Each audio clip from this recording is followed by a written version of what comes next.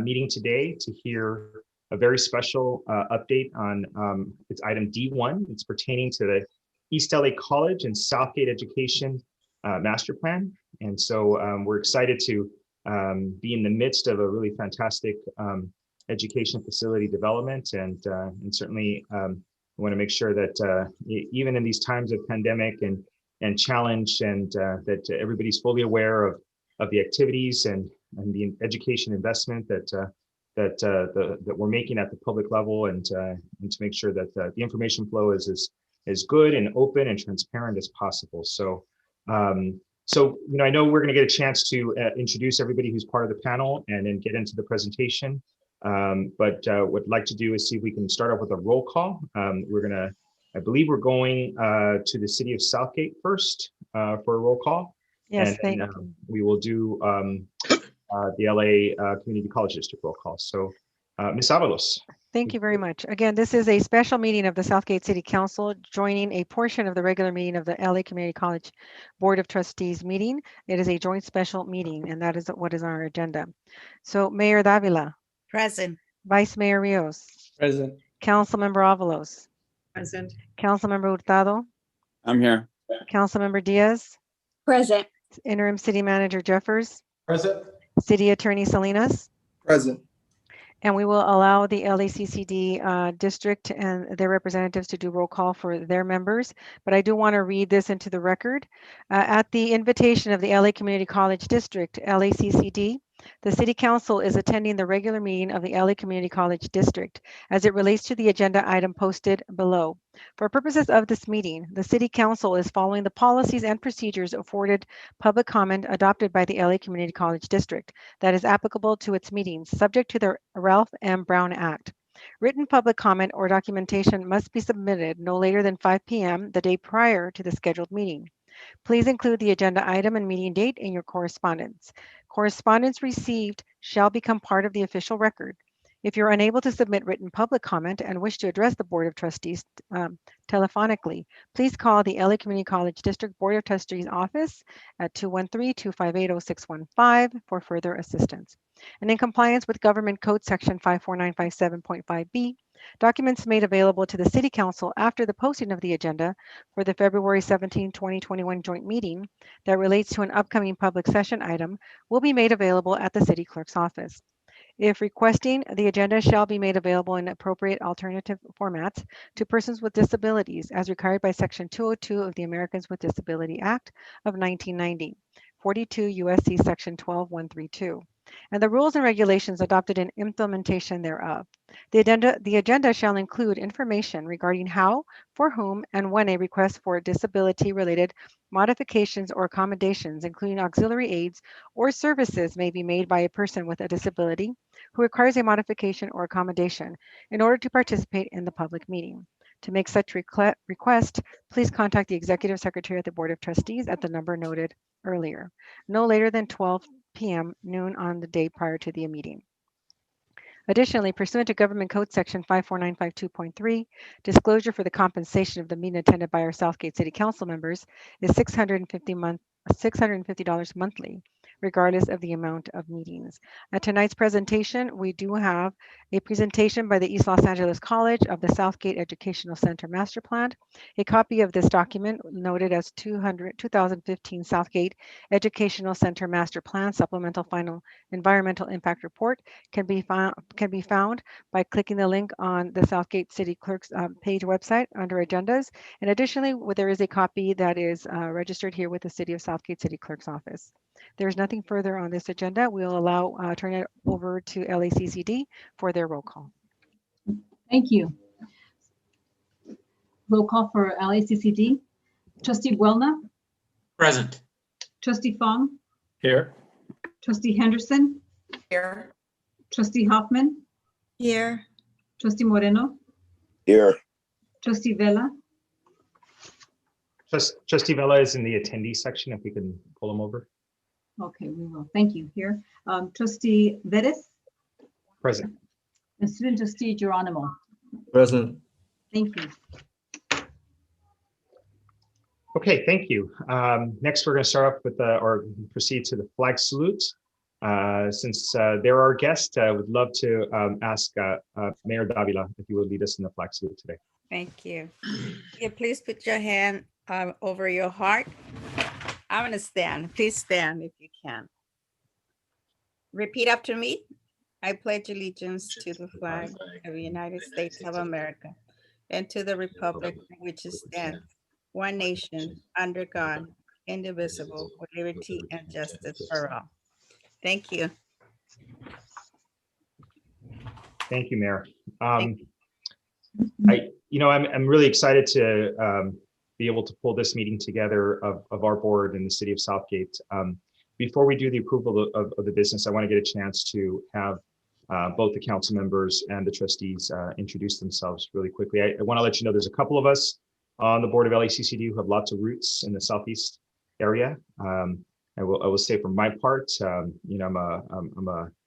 a kid who grew up in Boyle Heights and Huntington Park, and attended at least my first elementary school was in Southgate over at State Street, and I have a mother who graduated from the adult school at Southgate High School, and so from the Southgate High School to LACCD's first satellite campus in Huntington Park was a pathway that my mother took, and so it's a very exciting. I got a chance to read a few of your bios for those that I didn't know or haven't heard of, and excited to see stuff like the Southgate Aquatic Center, which was part of my youth, and all these wonderful things that are out there. But it's a real joy and pleasure to be able to see our two bodies come together and have this wonderful conversation. So many connections that are here in place, and we hope to see this as a positive and beautiful relationship to celebrate a community action and activity for education in your neighborhood. That can really have an impact for the future, that creates career pathways like it did for my mother and my family, for many other communities or members of our community here in Southgate. So to kick it off that way, I'd like to see if I can pass it on to the mayor and to begin your introduction of your council members, and we'll get a chance to introduce our full board of trustees. Thank you. I appreciate. First of all, I want to thank all the trustees, Chancellor Rodriguez. Thank you for the invitation, Chairperson Perez. For us, it's it's something that we've been waiting for a very long time with the East LA campus in Southgate. Having something like that, here in our city where our children can go to take some college classes and just to start their career on their own backyard, it's just wonderful. Thank you so much. It's very appreciated. Looking forward to the opening. I know there was a slow grand opening a year ago, but groundbreaking a year ago, and looking forward for that ribbon cutting, and it's just wonderful to to see it develop, and making sure there are kids here in our city. We have 3 high schools, and some of the students in those high schools, they're already taking opportunities at the college level. So it's going to be just wonderful to have more kids interested in going to college. They have absolutely no excuse whatsoever that it's too far. They can ride a bike, and it's just making sure that they all have that opportunity to be there. So I know we were supposed to introduce ourselves, and I just went on and on and on. I'm Maria Davila, Mayor of City of Southgate, and as you can see, I'm very excited. I'm very excited for this project and this campus, and looking forward to continue collaborating with all of you. Thank you. Wow. And I'm gonna go ahead and ask our Vice Mayor to introduce himself, and then if the rest of the City Council can please introduce themselves, and then I would really do it. Vice Mayor. Thank you, Mayor, and thank you, trustees, and Chancellor Rodriguez for making this happen. Appreciate Perez's leadership and everybody, all the trustees and my colleagues today. Of course, I started.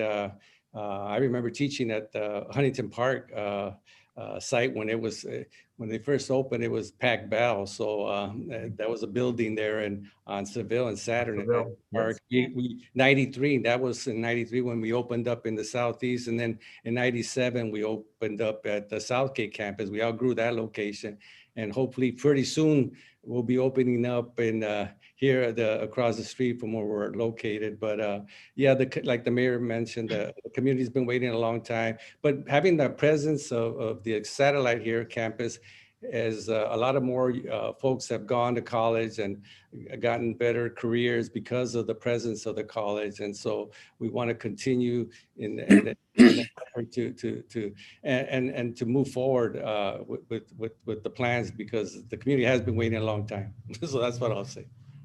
Thank you. Now we have Councilwoman Pilar Avalos. Thank you, Madam Mayor. Well, first and foremost, thank you, trustees and, Chancellor, for this opportunity. I think our community is definitely blessed in being able to have an opportunity to have its own college and its own within the city limits. As an educator, it means a lot to me. Going to East LA, riding that long bus drive from Southgate to Monterey in the 80s when the earthquake hit really made an impact of the distances that we had to travel to be able to aspire to higher education. So the mere fact that we're able to collaborate and work together to make that happen for our community makes me proud to collaborate with such exceptional trustees that see the value of investing in my community. So thank you for the opportunity. I am the newest member on this council, and I come with a lot of ideas, and I'm so happy to be part of this. So thank you. Thank you, Pleasure to be on. Councilwoman. And now Councilwoman Denise Diaz. Good evening, ladies and gentlemen. Thank you so much, Madam Mayor, for the introduction. Councilmember Denise Diaz, product of ELAC. It was thanks to Southgate's campus that I was able to save some money and take all my electives there during summer and winters, and also finish my college experience a little bit earlier to be able to do my master's program. So thank you, because it was so accessible. My mother would just drop me off. I would wait for her in the parking lot or Cars Jr., and then she would pick me up after work. So thank you. It saved me money. Graduated with only like $12,000 in student loan debt.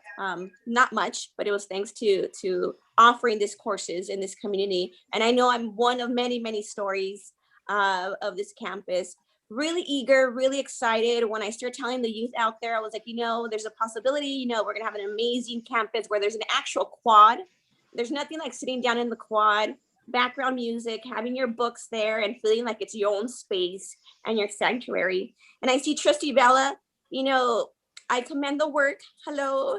Earlier on when he jumped on and he brought the importance of equity and the importance of our LGBTQ community, that's here in our community. So thank you for what you did. And thank you to the other trustees who supported him. Good to see familiar faces out there. Mike, I miss seeing you around. LA and Trustee Veras, thank you so much for organizing this. And hello to all the other trustees. Really excited to see how we're going to collaborate and know that you have a great partnership here in the city of Southgate. As on my council colleagues, 2 of them are educators. They're pioneers when it comes to education for our community. And obviously 2 other my council colleagues have been here on the council for so long advocating for education equity. And thank you once again. Thank you, Councilwoman. And now Councilman Gil Hurtado. Yeah, thank you. And great opportunity here. And again, I think they left me till the end, not because I'm the oldest, but the best looking one of the bunch, I guess, right? But look, East LA College, I think the mayor mentioned that it's a good opportunity for the children, but it's also an opportunity for adults. I actually graduated from East LA College in the 90s with a degree in IDS. And I was able to take that on. I went back to Cal State Dominguez just a couple of years ago, and I graduated with honors from Cal State Dominguez. But the opportunity, yes, thank you for the applause, by the way, Mr. Rodriguez.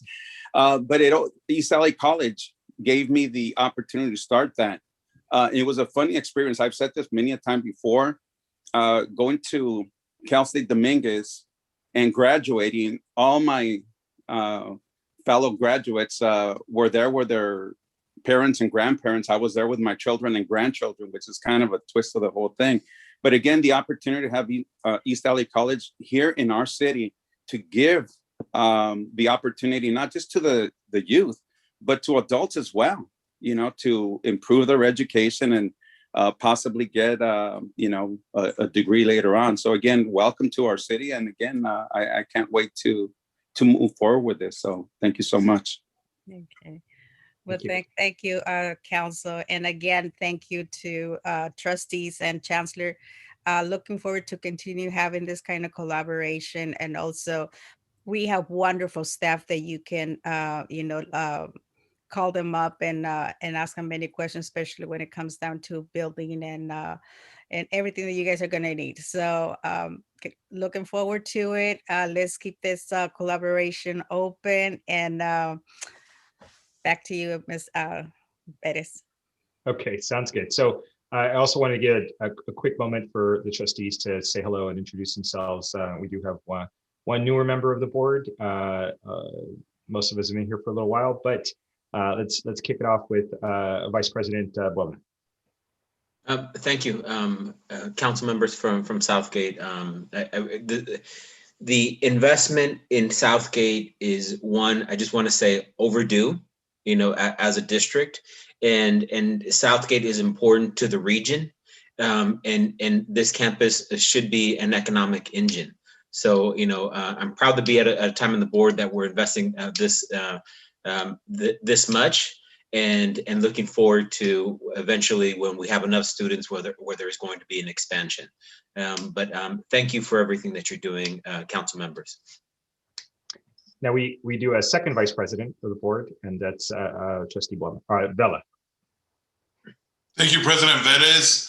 Hello, Southgate. I'm so excited to be here in front of you. I mean, what a magnificent town, one of the most beautiful city halls I've ever been in.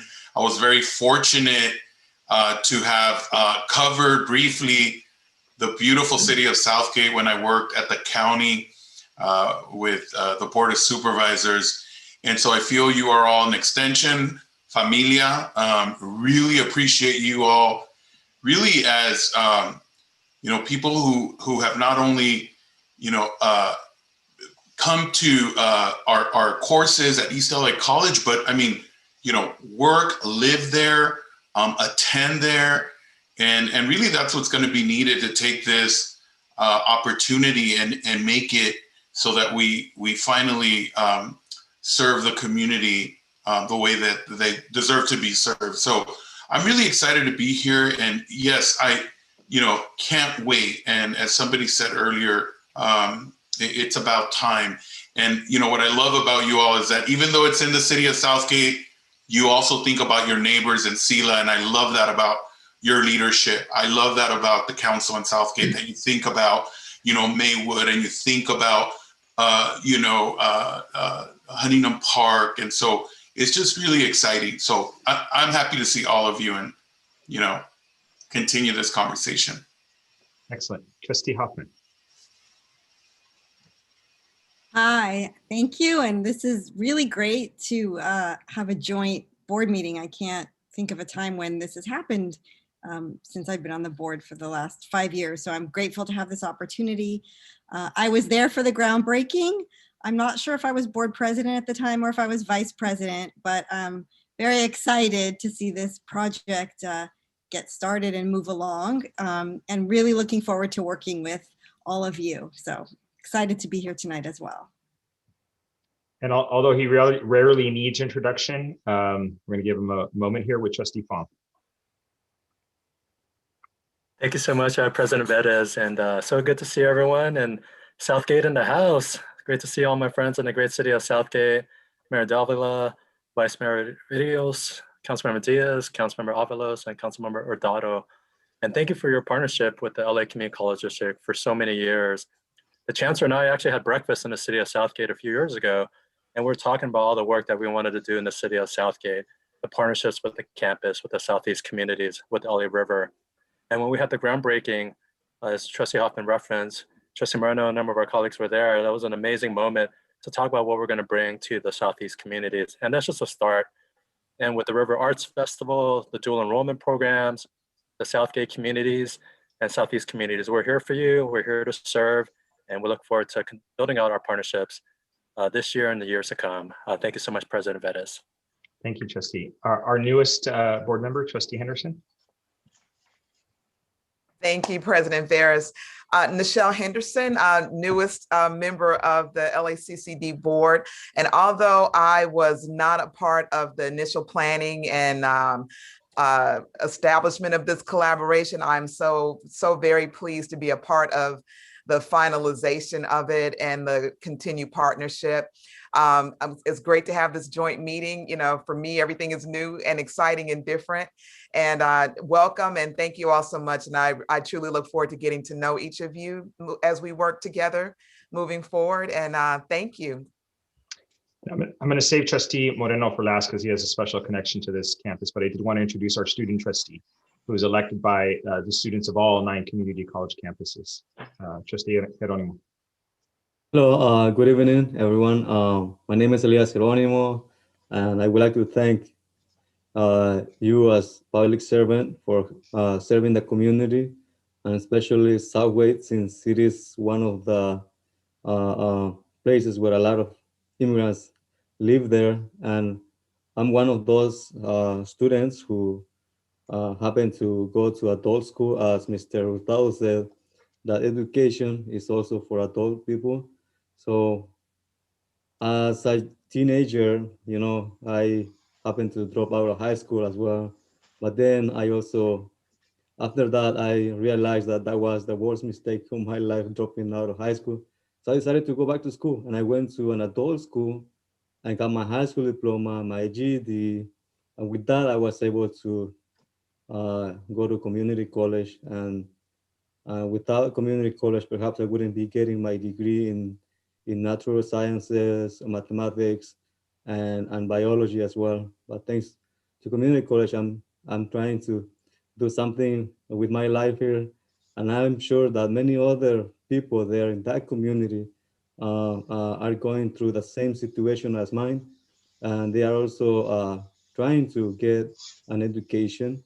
And if we have public servants as you or like you that are trying to help our students, we will have a lot of people graduating high school soon, graduating college, and that's something beautiful that could happen in our community. Thank you.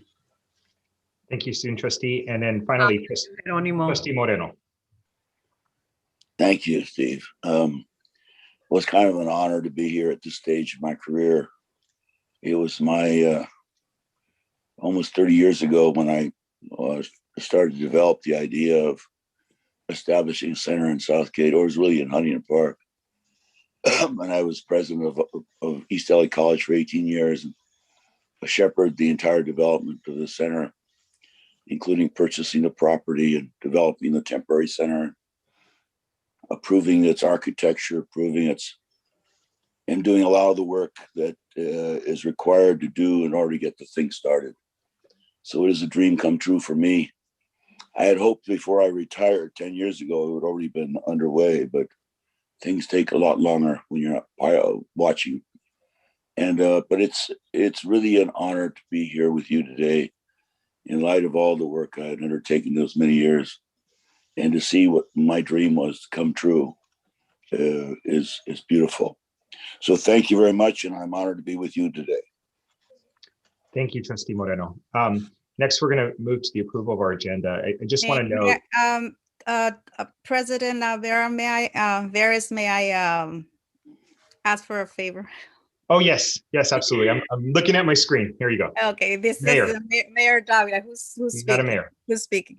Yes, you know, one of our other colleagues and elected official, Carmen Avalos, I would like for her to also introduce herself. She's an educator herself, and she's been doing a wonderful job throughout the years in the city of Southgate. I would like for her to introduce herself, if you may allow her to do it. So. Oh, absolutely. Thank Trustee you. Avalos, or in this case, board secretary? Carmen? She's our city clerk. City clerk. City clerk. I'm sorry. I know her as my trustee colleague, so. Right. Well, thank you very much, colleague. I do appreciate it. But, I'm a product of East LA College, and I started my degree in biology there, and then moved on to Dominguez Hills and, continued to further my education with master's degrees and all of that, and all the other stuff that comes with being an entrepreneurial learner. But, at one point you were designated to go to a certain community college based on your zip codes. I don't know if you all recall that. But so East LA was our designated community college. And so as my sister mentioned, we had to take several buses, right, to get to East LA College. And I can tell you that, we experience what they call, right, having to travel to get an education just so you can come home and see that none of that was happening in your own community. And so I think, that what you're doing now is, as Trustee Moreno said, long overdue. We are very appreciative. We're grateful for the many families who in the future will be able to assist a local community college locally. And so I think, to that end, as a colleague on the other side of the 710, and although I'm in the Cerritos Community College District, I am a resident truly of Southgate, and will continue to advocate for the many generations that will follow us to be able to walk down the street, because East LA, the center that's currently there, is literally only a block and a half away from my home where I grew up. So it's nice to see something on the west side, and knowing that the closest one to us is not just East LA, but actually Southwest Community College.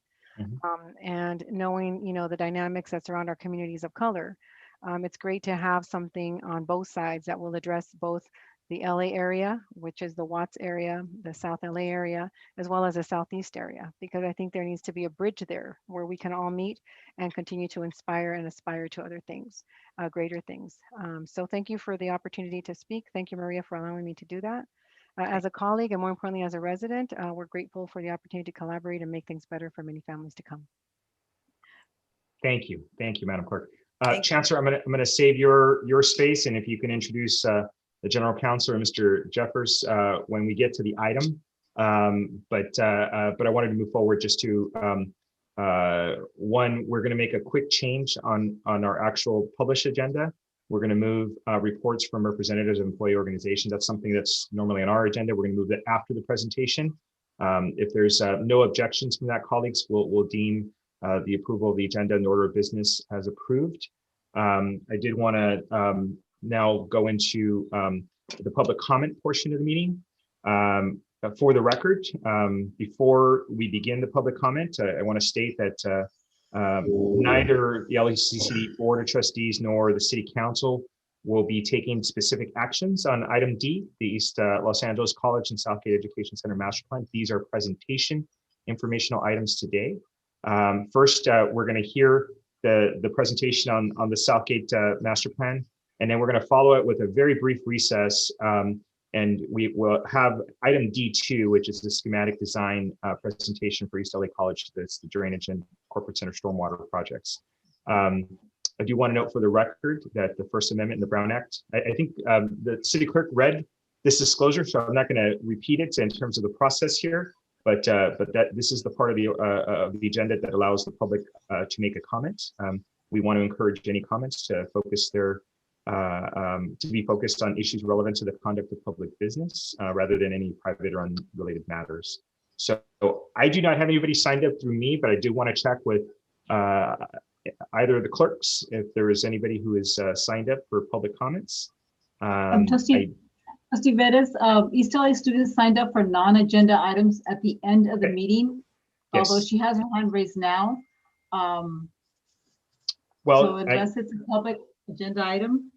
Yes, well, like I said, our comments at the beginning of the meeting or are for items that we will be hearing.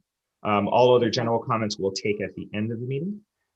So I'll note that for her and apologize. I know she wants to get in here and speak, but if there's any other that are specifically to the items that are in front of us. Clerks, anyone on your side? No, sir. Okay, with that then. Nothing on our side as well. Excellent, thank you, Madam Clerk. Okay, so then we'll deem public comments closed, and we're going to turn the meeting over to the Chancellor for the introductory presentation. Yes, thank you, Mr. Vettis. Honorable members, of the City Council of the City of Southgate, the Mayor Davila, Vice Mayor Rios, thank you so much for joining us this evening. And I welcome you formally on behalf of the faculty, staff, and students of the Los Angeles Community College District. This is a very special day as we celebrate the 75th year of the existence of educational service of East Los Angeles College. It's fitting that we have this type of meeting. I want to extend also my thanks to the city manager, Chris Jeffers, and to your council, Raul Salinas, our council, Mr. Jeff Prieto, who assisted us in getting all the logistics together for this very important encounter. We're very pleased to present item D1, the master plan update, and a little bit more about East Los Angeles College, and in particular zero in on the Southgate Educational Center. We're very, very pleased. And I'm also very pleased that Mr. Moreno extended his vision to the residents of the Southeast Los Angeles area and to the city of Southgate in particular. What you will hear about today is the manifestation of that vision. And although it's taken from concept to completion, it will be about 30 years, we will complete this project. And much more than just concrete and classrooms and laboratories and facilities that will be absolutely stunning, remarkable, and fitting of a higher education. It is within these classrooms, it will contain and absolutely expand upon and release the dreams, hopes, and aspirations of the city of Southgate and all of its residents, both high school and older adult learners. We're very, very pleased that the public gives us three things: their money, their children to educate, and their trust. And today we're going to tell you about how we are, and you will be good and effective public stewards of all three of those through the construction and the vision for, and ultimately the implementation of the Southgate Educational Center. So we're very, very pleased to be here. We're so very excited. The presentation today will be led by Dr. Ruben Smith. He is our Chief Facilities Executive. He'll walk you through the history of the Southgate Center, much of which has been referred to already, our assessment of the educational needs of the community and how we will respond to those through East Los Angeles College. I'll give you a glimpse of some renderings of this, and then our current road to completion. I'm going to underscore that word, completion, and opening the doors in just a few short years. And I wanted to express my thanks also to Vice Mayor Rios. My first introduction to the Southgate Center was through Dean Rios, who walked me through the current facility and then said, by the way, look across the street. And then he gave me this outstanding vision for what will be a campus that will serve on the day we open twice as many students. Close to 10,000 students would be served by this facility. So Dean Rios, Vice Mayor Rios, thanks for the excitement and enthusiasm that you had that continues to permeate my soul for the residents of the city of Southgate and the SELA area. And I'm, in introducing this topic, Spanish comes to my mind because it's the most intimate language and my first language that I have. And it says that your residents of Southgate son el orgullo y la esperanza de nuestra comunidad. The residents of Southgate are both the pride and the promise of Southgate. So I wanted to extend that on behalf of our Board of Trustees, our executive staff, and all 9 college presidents and our students. So thank you so much for that. So then I'll conclude here with thanking the residents of Southgate and everyone who lives in the close to 900 square mile vicinity or service area that we call the Los Angeles Community College District, that touches 36 plus cities and unincorporated areas, that services the educational needs of over 5 million residents. Thank you for your vote. Yes in 2001, yes in 2004, yes in 2008, and yes in 2016 when you voted to support our facilities bond, and you did so overwhelmingly, and the city of Southgate did so as well. So I think it's important that we understand that this investment, this college, is the public's college. and we want to and make good on that promise of education for all. So with that introduction, let me turn it over to Dr. Ruben Smith. At the conclusion of his presentation, both Dr. Alberto Roman and I, Dr. Roman is the president of East Los Angeles College, will field your questions and direct them to the appropriate places or answer them ourselves. So the three of us, Dr. Smith, Dr. Roman, and myself, will try to facilitate the discussion. So with that, maybe too long introduction, but a heartfelt bienvenida, welcome. We're very excited about doing this today. Dr. Smith, take it away. Thank you, Chancellor, and good evening, trustees and distinguished guests, Southgate City Council. I'm really excited to present this update to you. Do we have the presentation? Thank you, Crystal. If we can go to the next slide. This is just an agenda of what I'll, basically an overview of what I'll share with you tonight. We will go through this site plan. We'll also look at the different versions of the master plan between 2011 and where we are today, as well as the environmental impact report with that plan. We'll talk about the instructional space and the building features. We'll also talk about the most current 2015 supplemental environmental impact report, current phase of the project, and where we are with the status update. And then we'll close with questions. This is the site plan. We're proposing an entrance to the site. You'll see the new building in orange there, which will enter off of Santa Fe.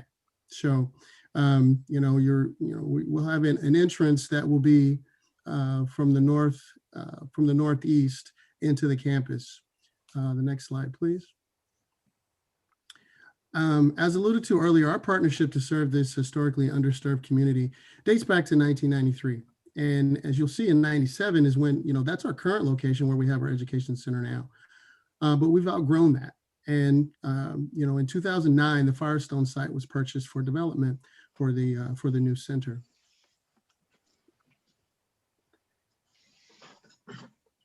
Now, the different versions of the master plan, dating back in 2011, 10 years ago, there was a two-phase approach to the development of the plan. And we were looking at spaces for up to 12,000 students, 135,000 square foot multi-level building. But unfortunately, no funding was really identified for phase two at that time. As we started to sharpen our pencil, hone in on what was necessary, there was a subsequent EIR to the 2013 master plan, where we zeroed in on up to 9,000 students, and then we started looking at demolishing a number of buildings, looking at what buildings can be used. The actual space planning started to develop in a 100,000 square foot building, as well as parking around the facility. And then in 2015, we further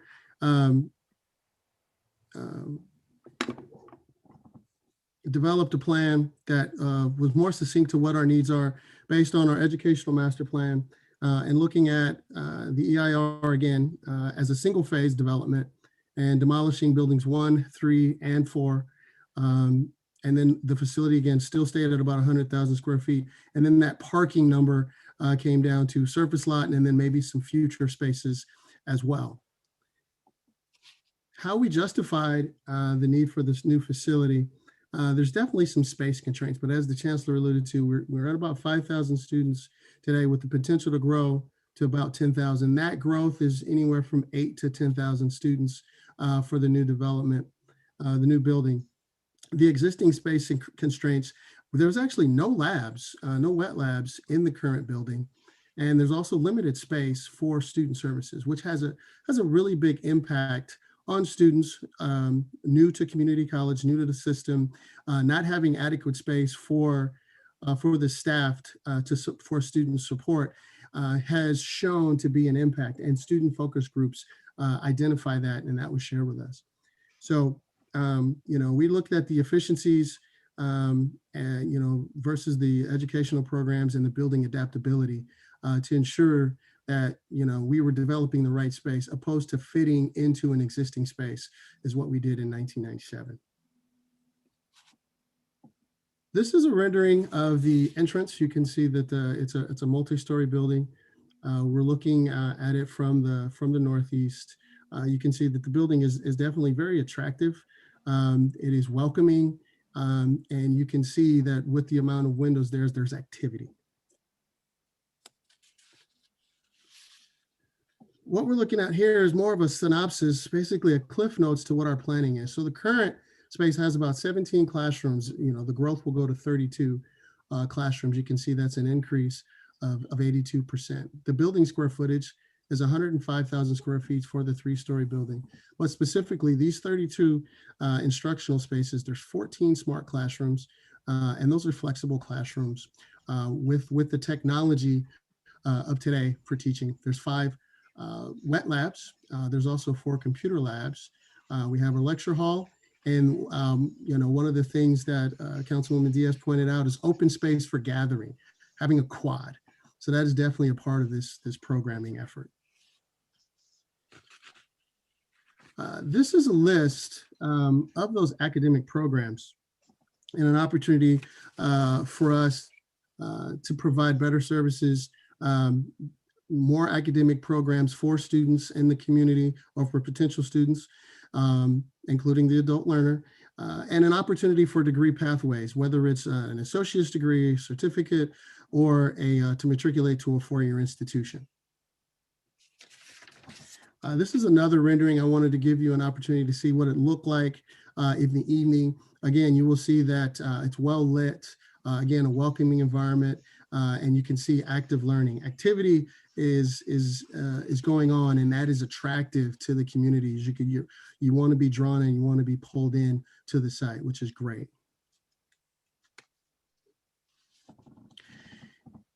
You know, definitely looking at the site, there's been some demolition. So obviously, you know, you look at what that impact on the community is. So this is a list, basically 3 ranges of impact on the environment for the community. So immediately you see no impact or less significant with the aesthetics, hydrology, geology, as well as emissions, the land planning, you know, the population and utilities. Identified as less than significant are air quality, regional cultural resources, and hazardous materials and public service. And then we have, finally, we have significant and unavoidable impacts, historical resources, but you also have 2 items that are highly construction related, is air quality, noise, and then we have traffic and transportation. And so the next slide, we'll walk through, you know, some of those mitigation efforts. So, you know, prior to demolition of any building proposed for demolition, we'll go through the historic American Building Survey. With regard to air quality and noise, we will implement various best management practices to address those items, and which are part of this plan and extent to feasibility. So that's, for example, if there's dust that have an impact on air quality, we use dewatering, so we'll mitigate dust. You know, and then noise. Noise is a mitigation effort for noise would be the hours of construction to ensure that, you know, there's the disturbance is not prior to a certain time or after a certain time. So those will definitely be impacted. Those are mitigation efforts for the impact. And then we have transportation and traffic. Definitely address transportation and traffic through identifying a traffic signal. We have other roadway improvements as well with striping and signage, which you'll see in the next slide. So what's significant about this is you see that this is our entrance. What you'll see is an index map towards your top right there, which shows that, you know, there isn't a traffic signal here. This is where we will enter our site for the new building. I thought it was important to share that with you. Moving on to the next slide. These are some of the building features that we want to highlight. Electronic vehicle charging stations, total of 48. That's definitely very welcome. I think it'd be great for the community. It's definitely great for us, and that's an effort that we have moving forward across the district. Lighting is important, but not only lighting, but the connectivity, the transportation. So we're making sure that we have enough bike racks, not just bicycle parking spaces, but some of them are also covered, away from some of the elements. And then there's, we want to make sure that we had, the adjacency to bus stops and making sure that that lighting and those pathways are clearly lit up to the bus stops. Technology features, this location will have a library. Again, the wet labs for the center will have fume hoods, deionized water, air compressors, vacuum. So definitely quality chemistry labs, biology labs, wet labs at the site will be developed, which is amazing. And then the Student Health Center. Student Health Center provide opportunities for mental health, as well as lactation rooms, or some may often refer to those as pink rooms. One of the things that's continuous and ongoing is our partnership with California Department of Toxic Substance Control.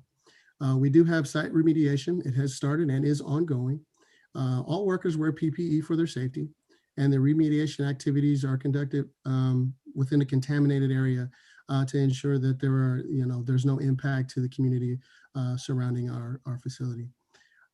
Definitely, this is an opportunity for us to repurpose this property for the residents of Southeast Los Angeles to learn, teach, and an opportunity for livable wage jobs through education. This is another rendering. This is actually looking from the southwest. And, you can't see it, but our site is not too far away. It's just definitely, again, very welcoming, warm, inviting place. There will be quad outdoor activity opportunity for engagement for students, and to actually have small group as well. Sometimes that's overlooked, but students have to have that ability to have informal time and spaces. Sometimes you get the most out of your learning when you have those adaptability to space and an environment to do that. Where we are right now with the project, we have some milestones here. So the plan to approve was actually a year ago. That was actually brought up earlier. Demolition and the site cleanup will continue this first quarter. We're looking to procure, and go out for construction procurement late in the third quarter, and construction will start immediately thereafter. And the goal is to complete in fall of 2023. We believe that we can reach our target to have new classes the spring of 2024. The budget for this project is $85 million. Again, it's 105,000 square feet and a 3-story building with ample parking. So thank you. So, Mr. Vettis, we're very happy to entertain any questions on behalf of the Board of Trustees or the City Council. Dr. Roman is here. Dr. Roman, you're on screen. He's here, and as well as Dr. Smith. So we're very happy to, if you could direct the question, and I'll field them to the, if that helps a little bit. Mayor Davila, we typically go round robin from each of the members and give them a chance to either comment or ask a question. If that's okay for you, I will let you do that with the Southgate Council members, and then I'll do that with my colleagues. So if I can hand over the gavel here to you, and go ahead and proceed with your colleagues. Thank you very much. I appreciate it. Okay. Very thorough presentation. And now if any of my colleagues have any questions, Councilwoman Diaz, I see you. Do you have any questions? No, thank you. Thank you, Mr. Smith, for such a thorough presentation. Just a question I have, how many students will we be able to welcome on this campus? We're looking at up to 10,000. Wonderful. Thank you. You're welcome. Madam Mayor, if I may, I do have a couple of questions for them. Go ahead, Councilwoman Avalos. The first will be in regards to the Technology Center. I posed it in the chat. Will there be extended hours to accommodate our community needs? And also in regards to the Firestone building, is that going to be inclusive of the structure, since that is part of our history? Let me take the second part of the question, then I'll ask Dr. Roman. to talk about the general services that are provided to students at ELAC. At this moment, Councilwoman Avalos, the board is deferring any formal action on the Firestone building on that corner. So we are not, that's the formal position currently, that we're not taking any action on that facility. As it relates to services, Dr. Roman, can you illuminate us on what's typically done when students have needs that are beyond the regular hours? Thank you, Chancellor, and good evening, everybody. Good to be here with you all, and City Council, Mayor Davila. Good to see all of you again. I visited with you in December, and it was a pleasure to be. And thank you, Chancellor and trustees. Relative to our service hours, yes, we will have extended hours for that particular center. Usually, all of our services run through 10 p.m. at night. We are planning to have weekend hours as well for the community. We will, as is already noted, have library services, tutoring services, and of course, counseling services, which are essential for our students. We're also going to offer extended adult education courses for many of our community members who take citizenship classes, ESL classes, and the like. So this will give us an opportunity to really expand upon the services. The idea is really to provide holistic services to students, from the matriculation to the financial aid to the student support services to referrals, if you will, to a variety of other services that may extend outside of our education center. So we're looking forward to it, and the goal here is to be as accessible as possible to this community that's part of the heart of East LA College. Mr. Smith, thank you so much for the presentation. Those were my only two questions, and I do appreciate Dr. Roman answering them, given the fact that I know a lot of our youth, as well as some of the adults, have sometimes 2 to 3 jobs. Yes. So that's where the question comes from, that, if they're getting off at, 7 p.m. and they have to be at their next job at 1 o'clock in the morning, I mean, are those hours going to be available for them to study? Since a lot of our homes in Southgate are usually 1 to 2 bedrooms. If you find a 3-4, it's a mansion, but most of them are small homes. And sometimes it's really difficult when you are working and trying to aspire to higher education if you're an adult. Now, if you're youth, you run across the same issues. If it's just a 1 bedroom, you sometimes just need to get away to be able to focus. Telling you from experience, growing up in a 2-bedroom house with 6 siblings was a little difficult, and 2 going to college. So I could totally relate. That's why I'm asking about the extended hours, because I know our community, they work 24 hours a day at different jobs. So I'm looking for making sure that they have a place that they can have access to at, weird hours, if you want to call it, because, we sometimes do what we need to do to make sure that we provide for our families, as well as making sure that, we're able to aspire to higher education. Thank you, Councilwoman Avalos. Councilman Hurtado? Oh, that's right. He said he was going to be leaving. Okay, Vice Mayor El Rios? Yes, thank you, Madam Mayor. I have a few questions, Chancellor. One, the status of the center status, so we can get what's the status on that? And then the other question related to, I know we were talking about another building, because I know that some of the faculty and some of the students have concerns about, that building kind of being crowded up, so, and we did talk about possibly another building, so. Let me start with both of those, and then ask Dr. Roman or Dr. Smith to weigh in. The center status has been formally submitted to the appropriate agencies. When you are granted educational center status, there are thresholds of enrollment and other kinds of supports that need to be met. We have met those. So now the proposal will be taken up at our system Board of Governors meeting, and we expect to provide a very strong testimony to grant educational center status, which allows for us to move forward in that formal process. So it is it's sequenced as it should be, and very shortly, Dr. Roman and his team will be making a very strong presentation that we expect to be successful. On the second question, I would simply answer it this way. And I've had discussions with members of the board before and others. This is we look at this as phase one. You saw the footprint that Dr. Smith showed. We purchased 18 acres, and this property and the current, what you're seeing there is a fraction of that in the first phase. So demand, Vice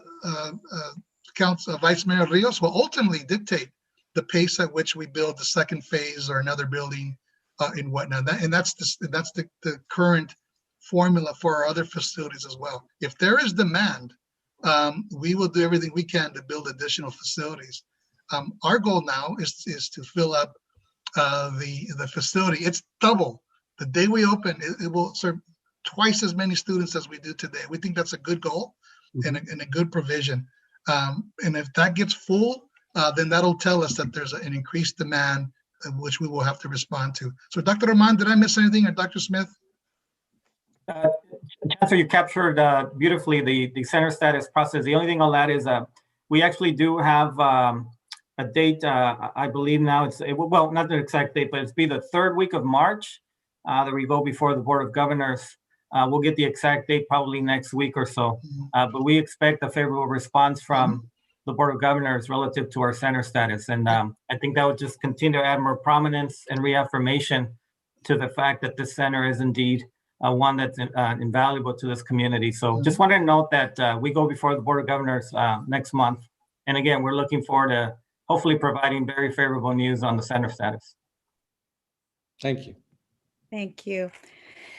And I actually don't have a question, but I just want to, I'm sure you're familiar with the project that we're working on with the West Santa Ana branch and how that it's going to help, transportation.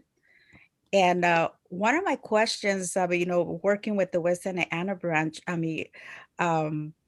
are you guys will be able to have transportation from the station to the college? I think that's something that we need to look into if you haven't talked about it, but I think that's something that we need to have conversation on at an early stage. So when that station opens, it will be ready and running.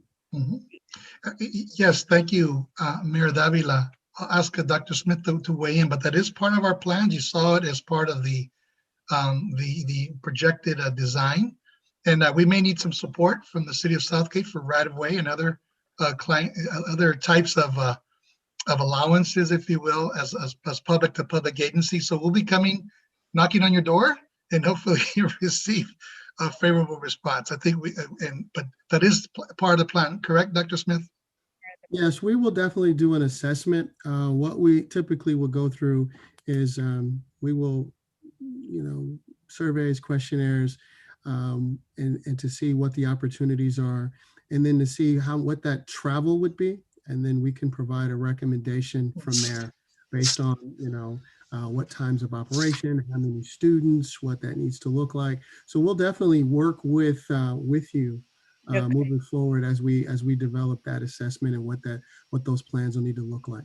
Okay, and just to inform it, because we've already been talking about it at the Eco Rapid Transit, the authority that it's working with Metro for this transportation.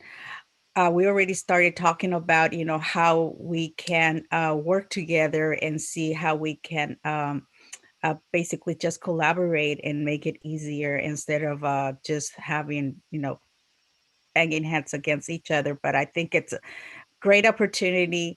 And I think this is a moving forward opportunity, looking for, just can't wait until it opens. And I think that with our parents at the schools, there's going to be a lot of opportunity for not just for our kids, but there's going to be a lot of opportunities for our adults, our parents, even grandparents, that they are wanting to go back to school. So, yeah. Definitely. Did you have a question?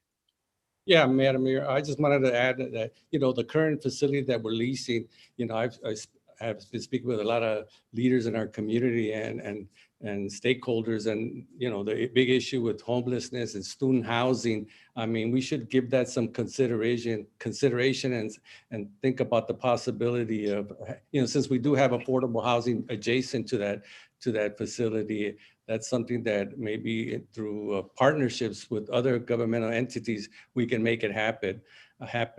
So hopefully we can at least begin to look at that opportunity. Wonderful, wonderful thought.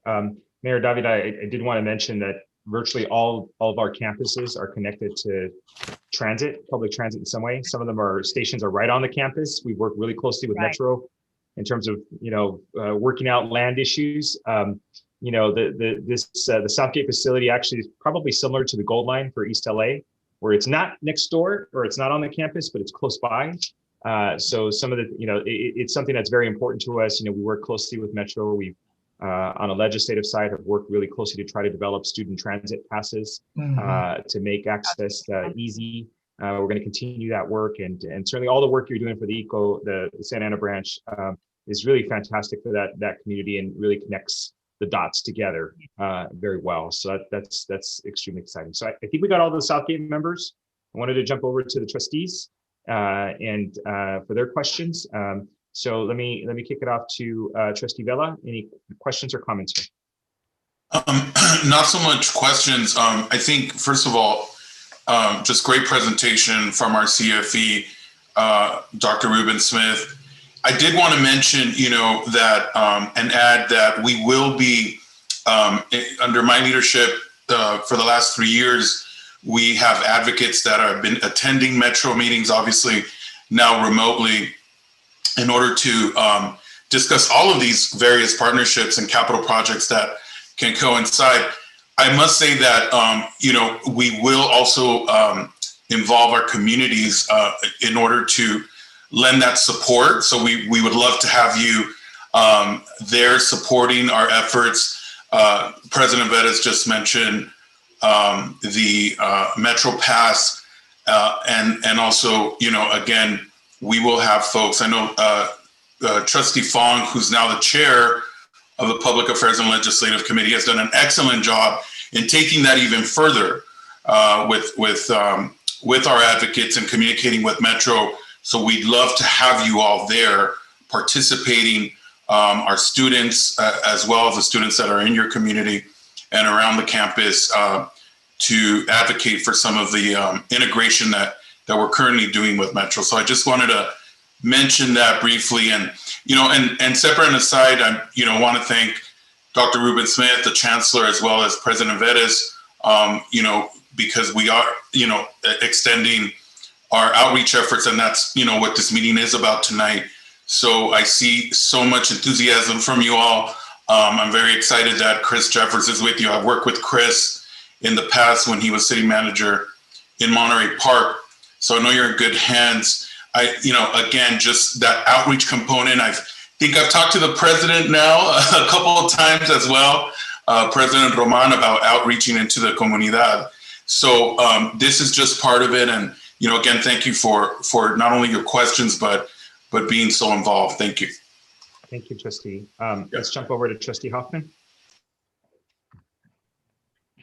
Thank you. And thank you, Dr. Smith, for that excellent presentation. I don't have any questions at this time. Okay, thank you, Trustee. Trustee Fong. Thank you so much, Mr. President, and good evening, everyone again. And thank you, Vice Chancellor Smith, for that really robust presentation. And just to echo my colleagues' comments, Eco Rapid Transit, Metro bus passes, all that stuff we're fighting hard for. The meeting that was referenced by Trustee Vela is actually on February 24th. It'll be at the Metro Board meeting that the Fairless Transit for Students pilot program might be on the agenda. So anything that we can do there to support those efforts would be greatly appreciated. In terms of the other opportunities to build out dual enrollment, adult education, looking at the LEED certified buildings, we're here to connect, and super excited. And Dr. Rahman has hit the ground running as our president of East Los Angeles College, and really reaching out to the communities of the Southeast, the East Side, and really trying to build those partnerships. So we look forward to continue to build those partnerships with the city of Southgate and anything that we can do to partner up, we look forward to it. Thank you so much, Mr. President. Thank you. Trustee Henderson. Yes, thank you, Mr. President.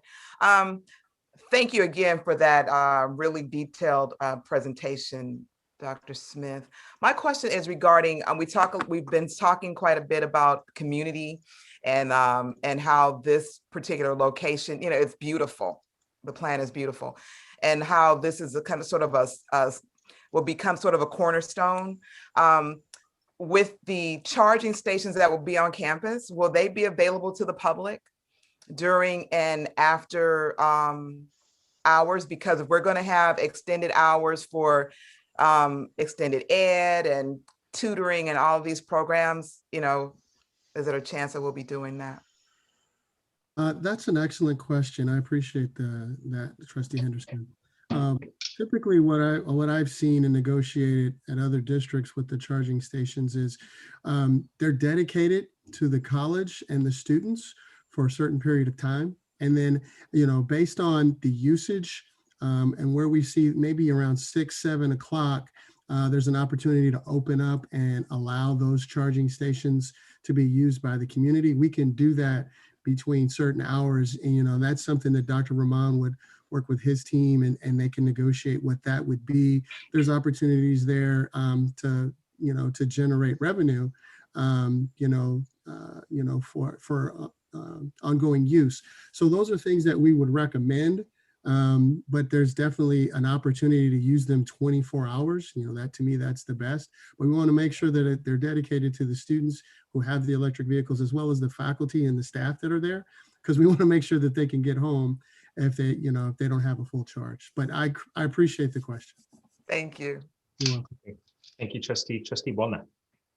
Yes, I actually have, there's 2 more points to ask, and council member / Dean Rios mentioned student housing. And I'd like to maybe just get a quick reaction from the Southgate City Council. Is student housing an important issue for the LACCD board to consider with regard to the Southgate campus? Just if we can get yes, no, maybe from City Council. If I may, I would probably say yes to that question. But more importantly, I know my sister who sits on the Cerritos College board, they were able to do something to house Cerritos College students that were homeless, that needed a place to stay, that I know that has had a great impact on them completing their college. So for my sake, I would definitely say yes. Other City Council members? Thank you for allowing us to discuss this. Absolutely. The fact that Southeast LA is a national case study right now with the pandemic, with multi-generations living in a household, this will bring an opportunity to our, student housing will be of utmost importance in our community. So yes, it's something that we've actually discussed it, a couple of our council colleagues, and I commend the efforts that City Clerk Avalos did out there in Cerritos. And also, I know Rio Hondo and that portion also had that. So absolutely. And if we could work together on that, I would be definitely willing to roll up my sleeves and see how we make that happen. The reason I'm asking is because the site in Southgate is not landlocked. So in terms of of future growth potential, it's not an island. So it's important to acknowledge. In Southgate, working with the city of Southgate would be important. I do have a Miss Pilar Avalos. Where's she right here? I think you wanted to. We're not taking action with regard to the site on the corner. But did you want to make at least a statement that we may need to hear, that you may want to say with regard to it? We're not going to react or take any action, but I just thought it seemed like you had something to say, and this is probably the right venue to say it. Well, thank you so much for the opportunity. But I think if we look at the history of Southgate, Firestone in and of itself says it all. Our major artery into Southgate is Firestone Boulevard. So I would like to, if possible, keep at least that structure because it is historical. it's part of our history. We come from a lot of working families, and a lot of working families purchased their first home in our beautiful city of Southgate. So I think preserving it in memory of those that were here before us and honoring them, but also looking to the future, to what, the college is going to be bringing into them, which is higher education. Just to clarify, Ms. Avalos and Mr. Chair Vettis, this is the last component of it.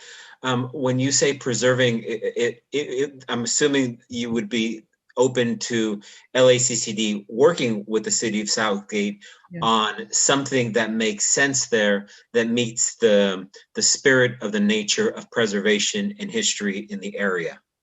That is correct, because it brings value and it gives value to those residents that were here before us and those of us that grew up in the area. Right.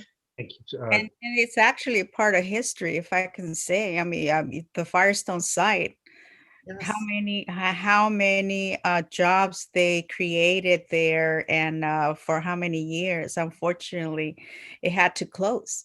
So it's a historical, area for our residents, who have lived here before, and for the ones that are going to continue our future.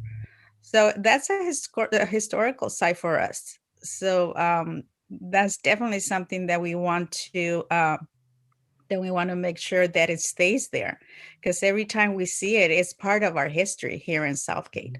Exactly. So, I live around the corner from there, so I see it every day, and to see it gone would really be heartbreaking for me, because getting up early to get the bus literally on that corner, and to see now that corner be our future college, and just to have that entrance into the college, at least one, I think would be really meaningful, not only to myself, but to our residents. So for the record, because I think some of us have received emails or calls or letters. As you can tell, what we're doing is what was presented, and our first and foremost priority, and where we're making the absolute financial investment is in those structures for those students, because they really deserve a better space. And for those that know the shopping center across the street, it's not the most ideal, but you know what? It took care of 5,000 students. A lot of people got an opportunity. The ability to get across the street and be on this beautiful facility and campus, we think is going to have an incredible impact. But I think this open dialogue for the future here for this facility is really critical and important. I know this is something that Trustee Buolna and Chancellor myself, we dialogued a whole bunch about. We have this mutual love of history. Some of us remember, inside the facility has these very interesting tile mosaics that are there that are not necessarily the most flattering. The company itself, we're in partnership with the cleanup effort. But the fact of the matter is they did make a mess. And I'm glad we get a chance to be part of cleaning up the mess in our community. For individuals like myself, whose father was a mechanic and machinist in these kinds of industries and factories, oftentimes when they got a chance to open the door, these factories closed and went somewhere else, and we were left with the empty holes. But it's a real testament to the community to persevere. It's a working class town, working class community. Those things all need to be acknowledged. We talked about it from a standpoint of education, a standpoint of community history, and really, we're going to be even better than a company town, with the new Southgate and with our new education center. So I think that level of dialogue and conversation about what the future can look like is bright, and it's going to happen together. And as it stands right now, obviously we're going to build this facility and bring a home to many students in the community, but a lot of dialogue I think we can have. This is the bridge to continue that dialogue too. So. And Chair Vettis, this is Jeff Prieto. We actually, I think you use the perfect analogy of a bridge in terms of we might want to, talk about this in the future. I think it's been really instructive to get a sense and, maybe have another opportunity to really discuss this in terms of that particular building. But again, I think as you aptly noted, there are no plans to demolish the building as part of this current master plan. And I think that was presented today. But I think this was very instructive in terms of hearing those comments, and we may want to, use this as a bridge for a future conversation at some point. Excellent, thank you. Our pesky general counsel, make sure we're all good and legal all the time. So let Then we got two more. We got our student trustee and trustee Moreno, and I believe that'll cover our board, and then we can wrap this item up here. So student trustee. No, I have no questions. Just thank you for the presentation. Excellent, thank you. Trustee Moreno, last comments. Yes, after spending 20 years defending Southgate to all attackers, I have to alert them. You as the city members or city council and members of that community, always be on guard. Even though we are right now at a position where we're not taking any action to reduce that or destroy that facility, be on guard, because no action doesn't mean that we won't be looking at in the future. So although right now on the agenda, our action is not to do anything, it's very important that you keep aware, be always aware of what might happen so that you protect this cherished facility. The other piece is that I don't know how many times I essentially sought support for our bond measures, all of them, and how many times we had been promised at Southgate millions and millions of dollars. I'm not going to go to the litany of dollars that were promised, but as I heard recently in this presentation, I heard something like 85 million, or roughly, I forget what the amount was. Maybe you can correct me for that purpose. Does anyone know what the exact amount was? That's just construction coming forward. Well, it doesn't necessarily include all the prep work and all the activities taking place here. Let's ask the question: since this is a question and answer period, sure. What is the exact amount for construction and preparation? Dr. Smith? We're looking at about 90 million. So you had mentioned a number of 80 some. What was that 5 amount? million for construction. For construction. So it took 5 million just to clear the site? No, we've spent about 5 million to clear the site. We still have more demo to complete, which is a part of that construction effort. Okay, so well, I don't know how large the facility was that in terms of square footage that we were building. The building, the size of the building that is going up is 105,000 square feet. Okay, well, all right. Well, just to the community at large, I spent my entire 15 years fighting to preserve the dollars we had allocated to them. And when the moment I left, it's gone, but now it's back again. However, you should be aware of what we're doing with regard to that allocation, since your community voted and supported the bond measures that we had passed. And to that extent, I think I don't have anything more to say. Thank you. Okay, thank you, Trustee Moreno. And with that, Mayor Davila, Vice Mayor, council members, thank you for joining us today. I think this has been a very productive session. Mr. President, if I may. Yes. First of all, I want to thank all of you trustees, Chancellor, Dr. Roman, Mr. Smith, and for your presentation and for continue supporting our community. But especially to Dr. Moreno. I remember Dr. Moreno back in 2004, 2005, I don't know exactly. We met with him, we met with you, Dr. Moreno, and Hector de la Torre. And that's when you were advocating for the bond.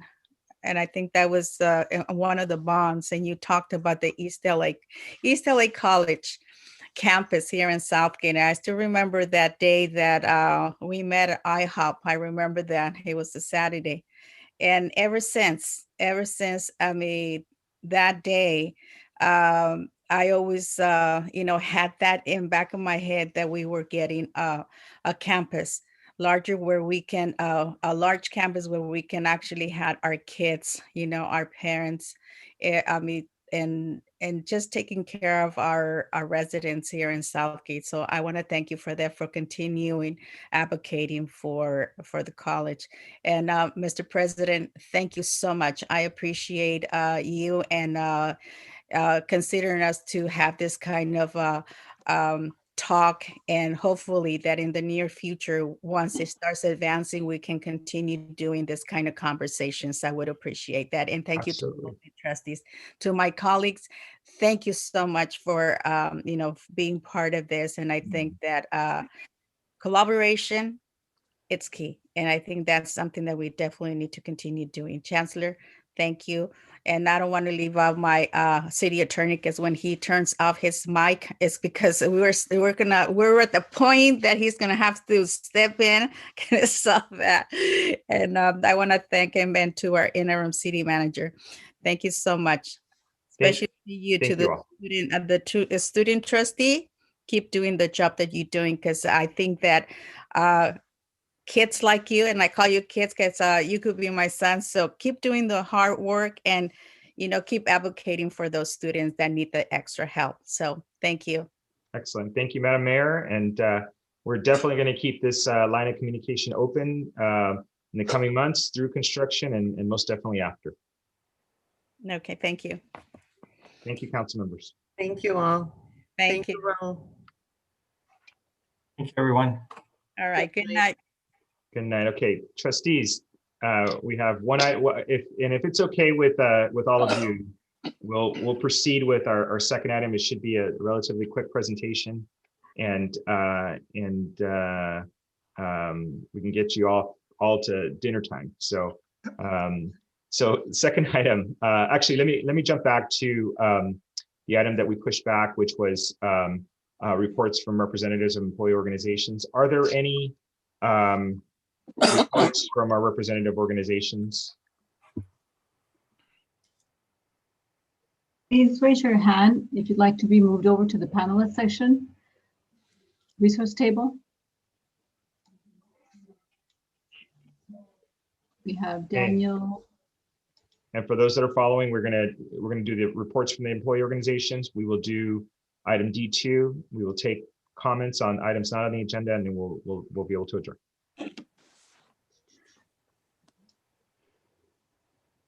Okay. Looks like we just have one, Daniel. Daniel, please. you open your mic, and I don't know who Daniel Apt is, but if you can introduce yourself and who you represent. Sorry, I'm part of the presentation of the next item. I see. So okay. No worries. That's what I thought. The name familiar in a different place. Okay. That sounds good. Since I see no request to speak in this section, that we'll move forward directly into the East LA College Drainage and Corporate Center Stormwater Project Schematic Design. I'll note for the record that since we're operating our facilities committee as a study session group, this is one of those responsibilities that was tagged to the previous version of FEMPOC. So we will be taking this and providing feedback for the schematic design review here. So with that, Chancellor, if you don't have any comments, we'll pass it over to Dr. Smith to get going on the presentation. Thank you very much, and we'll be brief. I do have Craig Ikrit and we have Daniel Apt here with us to give us the brief presentation for the schematic design of our stormwater projects.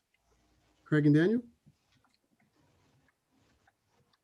Great. Craig, anything you wanted to mention before I get started? Here we go. I had to launch my equipment.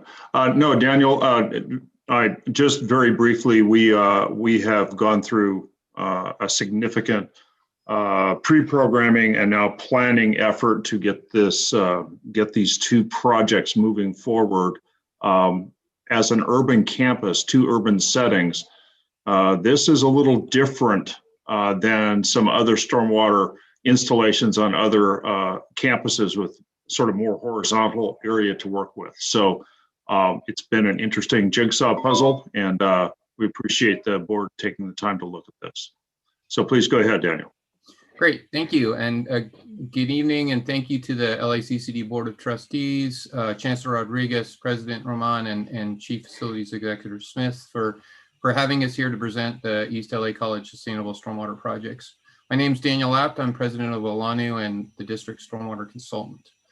What we're going to present today, I'm going to give a brief overview of some of the stormwater requirements that are regulations coming down from the state of California. Then I'll present on just our overall sustainable stormwater management approach for district-wide. Then I'll get into a little bit about the East LA College approach. And then I'll turn it over to Remy Condell with Hewitt Sellers, who's our designer for the two projects that Craig has mentioned. Next slide, please. So LACCD and its 9 campuses and associated properties will be subject to what's called the Small Municipal Separate Storm Sewer System Permit. It's a mouthful, I know. That's a state regulation handed down by the State Water Resources Control Board. They've identified that in the new small MS4 permit, it will include K through 12 public school districts and community college districts, which does mean that LACCD and its 9 campuses will be subject to that regulation. We're expecting a time frame of a draft permit in this year, 2021, and adoption in 2022.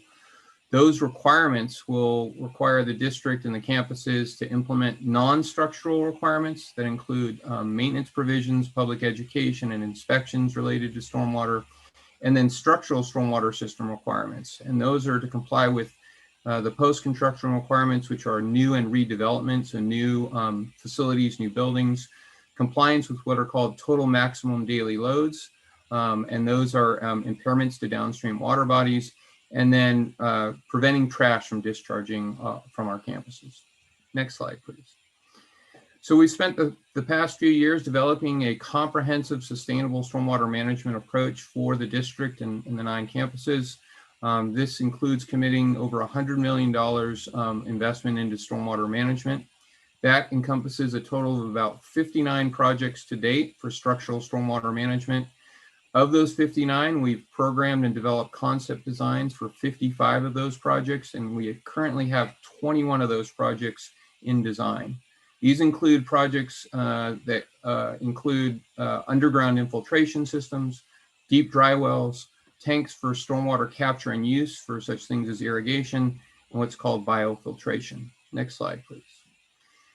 Biofiltration is a really key component to our overall stormwater strategy, where the graphic on the left shows an engineered system where it accepts stormwater, filters it through plants and an engineered soil media, and then discharges clean water into the stormwater system.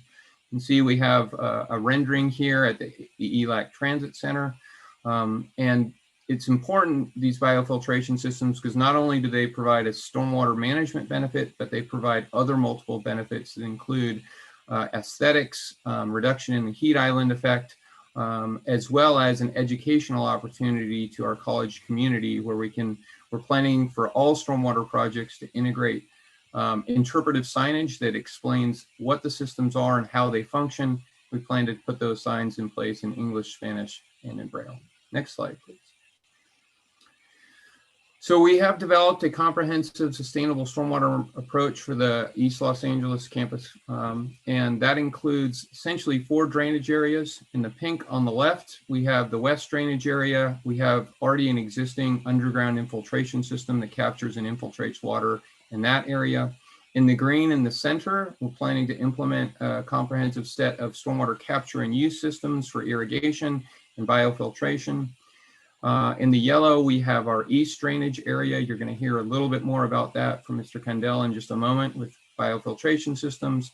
And then the pink to the far right, we have our northeast drainage system, which is a collaboration project between the campus and the city of Monterey Park. Next slide, please. And that project is one of the first of its kind in collaboration with one of our adjacent cities. So we've collaborated with the city of Monterey Park that we will be implementing biofiltration systems both on the East Los Angeles Campus College on campus, and then also at the ELAC Transit Center, which is owned and operated by the city of Monterey Park. These systems will provide treatment for the future buildings of Nursing Allied Health and the future Maintenance and Operations Center as well. Next slide, please. And with that, I'm going to turn it now over to Remy Kendall with Hewitt Sollers, who's going to go through some of the specifics of the East Los Angeles College East Drainage Area and Corporate Center Stormwater Management projects. Remy? Thank you, Daniel, and trustees, Chancellor Rodriguez, President Roman, good evening. Again, I'm Remy Kendall. I'm a civil engineer with Hewitt Sollers. I'll be talking about 4 specific sustainable stormwater management projects. We have 3 at the Monterey Park campus and 1 at the Corporate Center. So on this slide, the small green areas are the locations of the proposed projects, and the larger shaded areas represent the areas that will be treated. And together, they will achieve full compliance with the State Water Board requirements for the East drainage area. Next slide. Currently, when it rains, the drainage conditions are inadequate, and it's visible even during small storm events. Rainfall results in flooding of alleys, of fire lanes, and the flooded condition remains until pump stations are activated and or maintenance staff intervenes. Another typical issue is shown on the picture on the left and the one at the bottom. We have multiple roof drains that discharge directly into bare earth planters, and so it results in erosion, silt and clay buildup in the existing storm drain system. Next slide. So here's a before and after comparison. Right now, there's an existing pump station that drains stormwater slowly but untreated to the ocean. We're proposing to enhance the bare earth condition with biofiltration media and drought-tolerant vegetation. And then the existing sump pump will be upgraded to convey runoff to the planter. We take a closer look at the, let's go back on one slide. If we take a closer look at the cross section, it includes an engineered media and an aggregate, and that media is specifically designed to remove heavy metals, nutrients, bacteria, and other pollutants from stormwater. Once everything is treated, then it will be released to the city storm drain into the ocean. Next slide. This is a before and after comparison for the project along Avenida Cesar Chavez. Overall, the improvements will, 1, beautify the frontage of both the campus and the Vincent Price Art Museum. 2, it would maintain enhance accessibility. And 3, we talked about the stormwater to be treated. Next slide. For each conceptual design, what we did is we analyzed the drainage area. This is the area that you can see in green, and the project is identified I'm sorry, the area to be treated is in pink, and the project is shown in green. What it does is, beyond water quality, it also allows us to size the system to mitigate the existing flooding condition that we showed earlier. Next slide. One interesting aspect about the project along Cesar Chavez is that it sits within an existing utility easement owned by the city of Monterey Park. So we've been coordinating with the city since the outskirts of the project, and we are currently evaluating potential sewer improvements as part of the project to mitigate any long-term maintenance concerns that the city could have. Next slide. So this is a diagram that shows the path of the stormwater.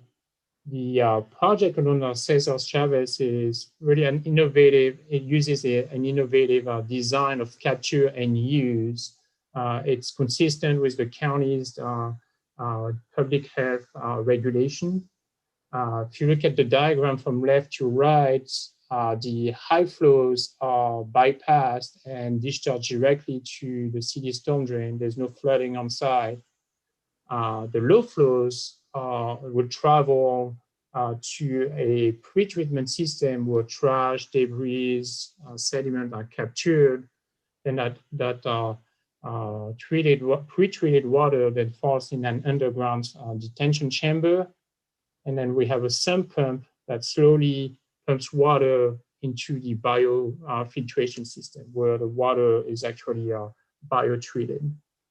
And then ultimately released to the city storm drain. Next slide. So let me briefly touch on the selected plans and respective benefits. Daniel mentioned the beautification aspects, but one thing that we wanted to mention is that each plant plays a unique role in the process of biofiltration, and specifically, each plant allows for the development of active bacteria and microbes near their root systems. And it is specifically those active microbes that remove heavy metals, nutrients, fecal bacteria, and more pollutants from stormwater. So generally speaking, a minimum of 4 species is recommended for an ideal treatment. And there's a list of other benefits that are listed on the slide. Next slide. In terms of our schedule, we anticipate finishing the construction drawings, submitting to DSA by the 3rd quarter of this year. And this will set a construction start date in the 1st quarter of 2022 and an anticipated project completion in the following year. Next slide. We're looking at a similar concept at the corporate center. The project involves a large biofiltration planter that is proposed in the back of the corporate building. It will essentially capture and treat stormwater from the majority of the corporate center, including parking garage, the building, the parking lots. We're proposing to install 2 diversion structures in the front parking lot where all the runoff are drains to. And then that runoff will be pumped to the biofiltration planter on the back of the corporate center building. Once treated, it will be released to the city drainage system. Next slide. All right, so these are the 2 pictures that highlight the locations of the existing inlets. I'm sure you're familiar with the corporate center, so those would be retrofitted to capture and divert our stormwater. Next slide.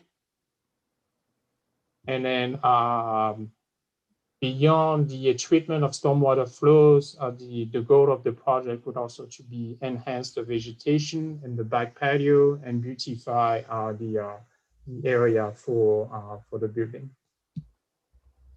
Next slide. The anticipated timeline for the corporate center biofiltration project is the same as than that of the 3 other projects at the Monterey Park campus. This concludes our presentation, and we welcome any questions you may have. Thank you for your time. Okay, thank you. Let me run through it, trustees.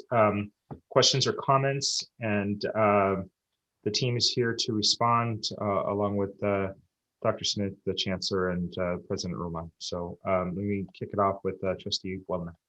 None. Okay, Trustee Hoffman. Thank you. Fascinating presentation. I didn't know a whole lot about stormwater, so it's great. I do have a question. I know this is just for East LA College, but are we planning to do projects like this district-wide? Yes. Yep. We have a comprehensive approach to stormwater on all 9 campuses. The number I presented at the beginning, 59 projects, that's over all of the 9 campuses. So yeah, comprehensive approach with a variety of different types of systems. And then the kinds of plants that you choose, does that depend on where our campuses are situated, or is that pretty standard? And then how much water does it take to water those plants? So if we don't have a lot of rain, are we having to, water them, or are they drought? Yeah, very good questions. A couple of years ago, I was part of a grant process to develop a statewide plant list for bioretention systems, and they're for specific climatic zones. And there's a variety of different types of plants, everything from ornamentals to native shrubs and grasses. So we can range from a variety of different plants, those that only need water for initial establishment, and then there's water that's not needed because they're native plants, to more ornamental plants where water would be needed on an ongoing basis. So it is specific, and for instance, like a campus at like LA Harbor College, those plants would be a little bit different than East LA College because we're closer to the ocean and so forth. Yeah. Great, thank you. Thank you. Sounds good. Trustee Henderson, questions or comments? No questions, but the project is absolutely beautiful. I can't wait to see it and see it at some of the other campuses. Excellent. I got a note from Trustee Fong. He's got no questions. So let's jump to Trustee Moreno. Questions or comments? No questions or comments. Okay, and I do not see Trustee Vela on the list here, so he may have dropped off. The only question I have is sometimes the permit process appears to grow through lots of political maneuvering in terms of what our TMDLs are and what it should be. As we design, and I think one of the sort of challenges in front of us is we're doing sort of the best we can with predicting budget and moving forward. But in the political world, sort of how the water agencies and the water boards and those that are controlling the daily loads here, there's so much politics over there, and there's so much change and litigation and suits and that kind of stuff. I'm not sure with the way we plan this, how many times we can actually change, even if the public space changes. Have we sort of observed, and are we keeping track? Not just for this, I think what's presented here is perfectly fine, but from a bigger picture standpoint, are we following the way municipalities are approaching? I think the schools have been a little bit more, and maybe it's because of our bond programs, have been a little bit more willing to accept and adapt. But I know certainly, the cities have been, very aggressive with standing against some of the standards that have been created out there. What are we doing on the sort of advocacy standpoint, and are we tracking, monitoring, understanding? Because certainly that backlash out of the city level is there, and every time I'm peeking in on my day job to those kinds of meetings, I see the very frustrated city elected sides who are really posing deep and difficult questions for our water or at least the pollution control issues that are coming up here. So, any general comments there? Yeah, absolutely, and can respond to that. So. Part of my other duties, I'm recent past chair of an organization called the California Stormwater Quality Association, where we work at the statewide level with the State Water Resources Control Board. As part of those duties, I've been tracking and involved with negotiations with the State Water Board on the specific provisions of this particular permit. And so a lot of our thinking that's gone into our overall stormwater strategy is based on not only the provisions that are in the current permit, but basically what the State Water Board staff have said is going to remain. It is a fairly big commitment as far as the infrastructure that needs to go into place. So we don't think that that's going to change. There may be nuances associated with the specific language within the permit, and we'll know more when that permit comes out. But we are tracking, and then also have done quite a bit of work with municipalities in Los Angeles County and close with LA County Department of Public Works. So we have an idea of what their strategies are, help to develop, both Remy and myself help to develop a watershed management plan in the LA area that focuses on these type of strategies. So I'm very close to monitoring how things are going. And then the other thing I do want to mention as well is one of the things that was passed in Los Angeles County is Measure W, and that provides $400 million per year for stormwater projects.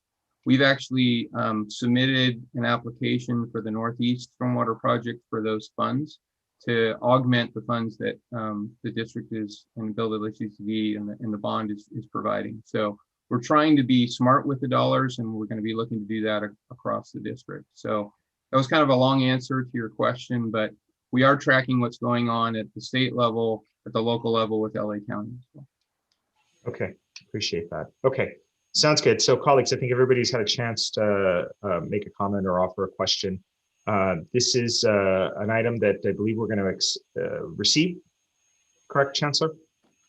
So we'll receive this presentation by the board and comments noted. And I didn't pick up on any follow-up necessary here, but Trustee Hoffman, you may, I know we have a fairly expansive stormwater budget.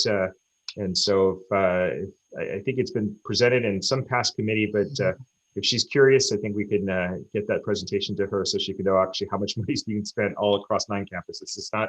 It's not a small chunk. It's a pretty substantial chunk of money we're spending in terms of stormwater efforts. So, okay, with that, we'll deem the item received by the board here.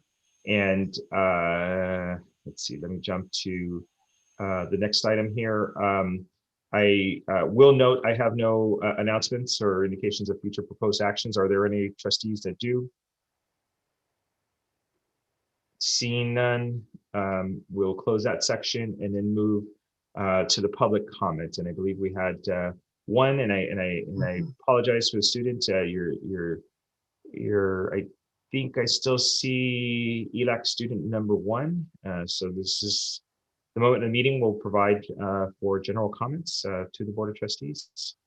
And Crystal or Luca, if you can. Can anyone hear me? Yes, over here. we got you. 3 minutes. Thank you. Unmute yourself. Can you hear me? Yes, we can. Yes. Thank So I'll refer to myself as ELAC student number 1 because I'm only one of many. I go to the Monterey Park campus. And so I do agree that the property at Southgate, the number 2 property on the corner, should be maintained because it is so prominent. And I do consider it a fixture in the community, even though I don't live in Southgate. I still think they should keep that property. But most importantly, concerning the student affordable housing, I am concerned that the district doesn't seem to be aware of the fact that there's a federal law in place. It's IRS tax law, so this applies to all full-time students. Full-time students with over 12 units cannot live in low-income housing. I know this because last September, when I applied to move to a new building because, my current residence was unfit, they rejected my application because I had 13 units. So I dropped the class, and then they still gave that apartment away to another person. I'm assuming a person who wasn't a student. So I lost that apartment. And so I think that it's very vital that the district keep that in mind, because they could potentially be putting students in an untenable situation. Because if they're staying in that temporary housing program for like 2 years or something, the housing stock, affordable housing stock in this county is very low. Now, most importantly, the low-income housing tax credit is very specific. If you are not married, if you do not have children, if you are a single adult student and you are full-time, you cannot live in low-income housing. That is not an interpretation, that is the law. So either you had to do what I did, which is drop a class and stay 3/4 time and lose access to all these scholarships that are only for full-time students, or, you got to pick and choose. Are you going to be full-time, or are you going to have a place to live? So I think they really need to keep that in mind. It's called the low-income housing tax credit, the LIHTC, and that applies to all students. So thank you. Go ELAC. Thank you for your comments. And we are aware of those issues because they've been brought up and raised up, and certainly want to continue to understand the best ways we can help our students with basic needs. But that's certainly one of those federal issue challenges. Our advocates have been talking about it, and but thank you for your comments. I won't get too deeply into that, but thank you for your comments and thank you for being patient. And actually, your comment could have been taken earlier in the meeting since it had to do with an item on the agenda. So, but nonetheless, thank you for your patience and waiting here. Colleagues, that takes us to the end of the meeting. If there's no objections, we can stand adjourned. So Thank you, everybody. Good night. Thank you. Good night. Thank you, everyone. Night, everyone. Thank you, President Veras. Great meeting.